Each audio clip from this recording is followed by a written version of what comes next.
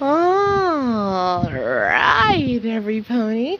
Welcome back to my channel. Today we have another fan fiction for you, and I hope you'll enjoy. So, without further ado, how about we read the description?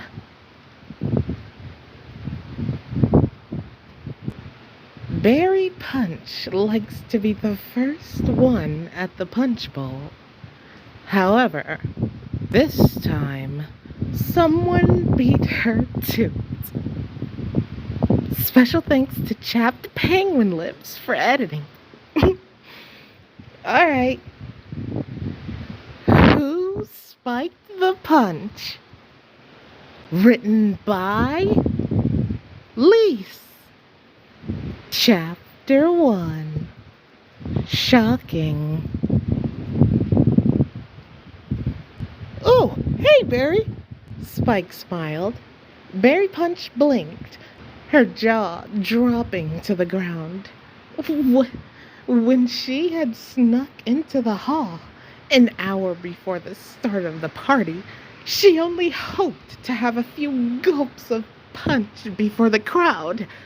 Instead, she discovered Spike lying face up in the punch bowl. So, you're here early too, eh? The dragon asked. I thought I'd check it out before the party. You know, just to make sure everything was done right and stuff. Totally not to get some sapphire cupcakes. Spike, this... Barry Punch pointed forward, struggling to find the words to describe the sight before her. You're in the punch! I know, right? Spike nodded. I didn't even know until like 20 minutes ago. I always thought of myself as a cider type of dragon, but one taste got me hooked. It's amethyst dust. You add amethyst dust to the punch, right? Ruby, but mostly it's the combination of fruit and spices that... Barry stopped. Spike, you are in the punch! Well, duh! Spike crossed his arms. Tell me something I don't know. Barry Punch closed her eyes, took a deep breath, then opened them again. The dragon was still there, looking like a tortoise on its back. At such a sight, there were 1,001 questions that came to mind. Why was the dragon at the punch table to begin with? How exactly had he gotten stuck? Why hadn't he called for help? Yet the only thing she could think about was, did the shade of the punch go well with his scales? We must get you out of there, the mayor said, rushing to the punch table. Did you try? Yeah. He cut her short. Yeah? Barry Punch tilted her head, confused. I haven't said anything yet. She put her forehooves on the table, taking a closer look at Spike's predicament. From this angle, she could see the dragon's sides pressing firmly against the glass of the bowl. I've tried everything, Spike sighed. Actually, I tried to grab a fork or something. No luck. They're too far away. Okay, why didn't you just tip over? And break Twilight's prized punch bowl she got from Princess Celestia? Spike turned his head as much as he could towards Barry. Yeah, right. Like that will do well. Twice still grumpy about the Crystal Empire trophy I nibbled on last week. Good point, Barry Punch thought. Breaking the bowl to escape wasn't the best option under the given circumstances. If she were a unicorn, she could probably just levitate him up, then pull the bowl off. But as it stood, she couldn't do a thing. Tried sending a scroll? She asked, gently poking Spike with her hoof. His scales were much softer than she expected. No quill, no scrolls, Spike sighed. And would you stop walking around me? You're making me dizzy. Barry ignored the request. Tried calling a unicorn for help? The whole point is not to get noticed.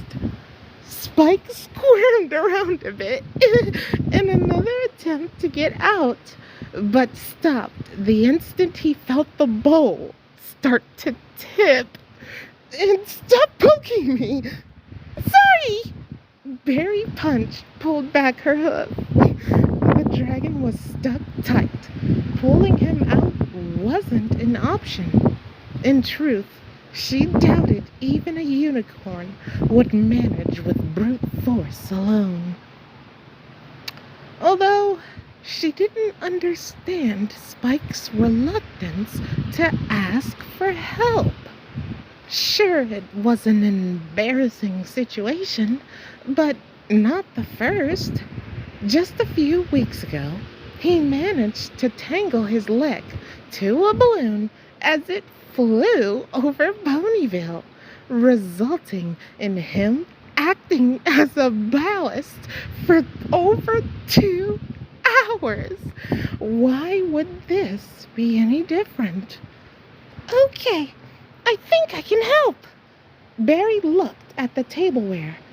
I'll take this knife and slide it between you and the side of the bowl. It's the suction that's keeping you stuck. Once I get some air in there, you'll be fine. Duh! Spike rolled his eyes. That's what I've been trying to do? Difficult when, I can't reach anything. Some ponies grumpy today. Barry frowned as she bit on a knife handle. There was no way she was drinking from the punch now. Once Spike was out, she was going to throw it all away and prepare a new bowl. With an hour left before the party, the rest was going to be highly questionable, but it would have to do. And it was definitely better than Dragon Punch. Carefully, like a surgeon, over an operating table, Barry slid the tip of the knife between Spike's scales and the glass. The dragon stared with a giggle. Great. And he's also ticklish. She added more pressure. A faint pop sounded. That was exactly what she was aiming for. Relieved, Barry pushed the knife further down. She wanted to make sure there wouldn't be a repeat of the situation. Try now, Barry Punch said. Spike stirred a bit. His head and back rose up, free of his punch prison, yet seconds later went back down again. What's the matter? Barry felt the shock in her stomach. Are you okay? Oh, yeah. Spike waved dismissively. Just that, I'm sort of numb. Barry's eyes widened with surprise. Blood circulation. I've been stuck in the punch for half an hour. Spike! Barry shook her head. Of course he'd have trouble moving. It was the fact he had voluntarily remained in this uncomfortable state, and for that long, that confused her. If it were her, she'd call for help after the first minute. Was the dragon ashamed? Even after all this time, the dragon had hardly changed. In many aspects, he still was a child at heart, lacking the skepticism and bitterness that came with age at the expense of twilight levels of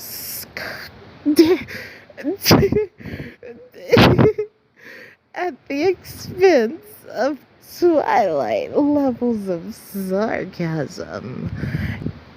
It was endearing to a degree. "Hey, I didn't plan this, okay?" Spike grumbled. "Not my fault you make such good punch. You really put your heart into it, you know?" Barry froze. This was the first time any pony had given her such a compliment. Because of her cutie mark, every pony took her punches for granted. Most often, she'd get as little as a thank you. Hearing Spike praise her made her feel warm inside. "All right, you win, you goof." Barry Punch smiled. "I'll get you out of this mess." The way the dragon was stuck, there was one viable option to get him out while keeping him and the bowl intact.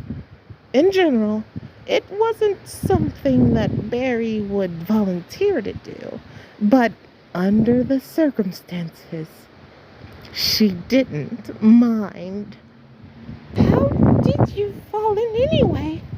She pushed a chair against the punch table, then went to fetch another. "Funny thing that." Spike let out a tense laugh. "You know how Twilight gets upset if her tableware gets dirty before an event, right? So I wanted to have some punch, but I didn't feel like going all the way to the kitchen to wash the cup I used." "Uh-huh." Barry pushed a second chair next to the first. "And I can't risk dipping anything on the tablecloth." Spike paused for a moment. "So I climbed on the table to get a sip. Well, gulp. Anyway, I bent down and had a few gulps. And it was really good. But then I sort of lost balance." "And you fell inside." Barry Punch finished the sentence. "What?" Spike stared at her in shock. "And mess up the tablecloth? No way!" I grabbed hold of the punch bowl and... His words trailed off. Barry tilted her head, smirk on face, waiting for an explanation. "Fine, I went in on my own. Happy now? Your punch does wonders for my scales, hydrates them and such, you know. Usually I annoy Twilight for a rejuvenation spell, but this is the real deal. 15 minutes and I'm good for weeks. Can you tell me the recipe?" Dragons using punch as a mud bath? Barry was unsure whether she should feel flattered or insulted. From now on, she was definitely going to avoid drinking punch at parties, unless she could account for every minute of the punch's existence from the moment it was made to the moment she dipped her cup. Snorting, Barry climbed up the two chairs and stepped on the table. She expected it to wobble, but it managed to hold her weight without problems. Good thing Twilight wasn't skimpy, unlike Filthy Rich. For all his money, the tables he had bought for his parties were incredibly flimsy. What are you doing? Spike asked as Barry stood above him. Something incredibly stupid, no doubt, Barry retorted. Now, gently grab hold of my neck. I'll pull you out, and that will be the end of that. But the tablecloth, Spike began, yet instantly stopped, seeing the mayor's glare. Yep, sounds good. So I just grab you? Most awkward thing I've done sober. Barry Punch took a deep breath as Spike grabbed her around the neck in what, to the untrained eye, could only be described as a hug. The punch had soaked into his scales, letting off a faint but very specific aroma, almost like a punch lollipop. Focus! Barry bit her lip.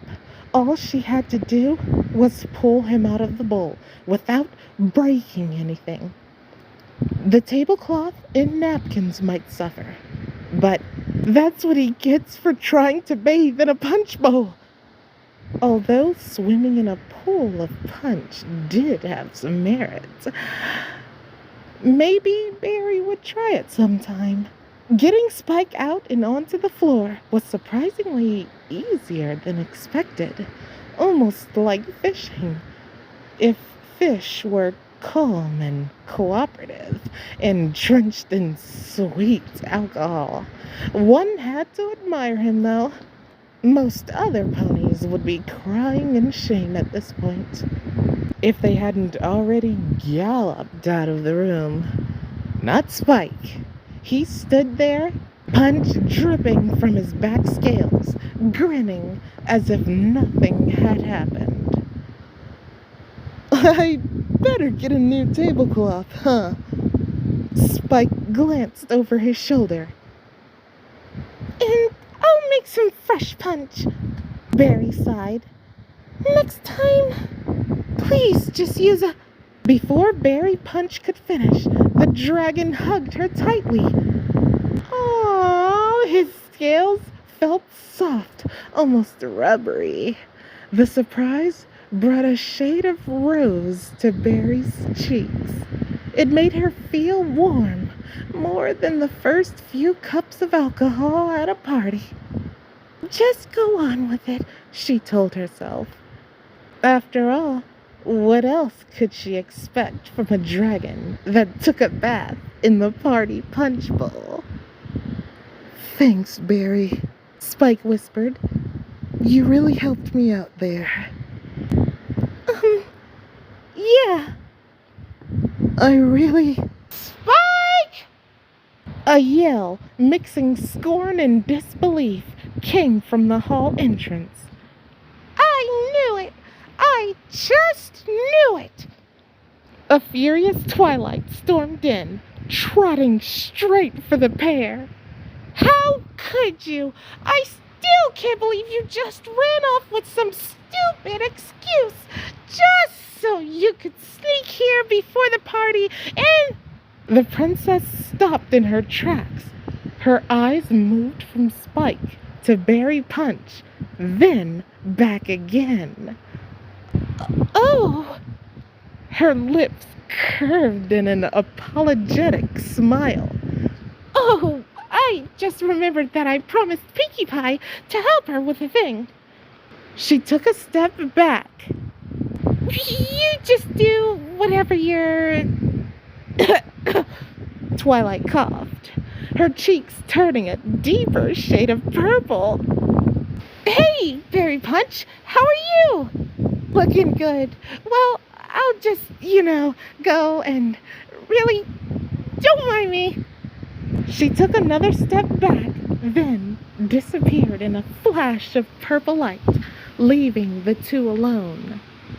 Spike and Barry Punch remained silent for a few seconds more. It took both that long to process what had happened and twice as much what it meant.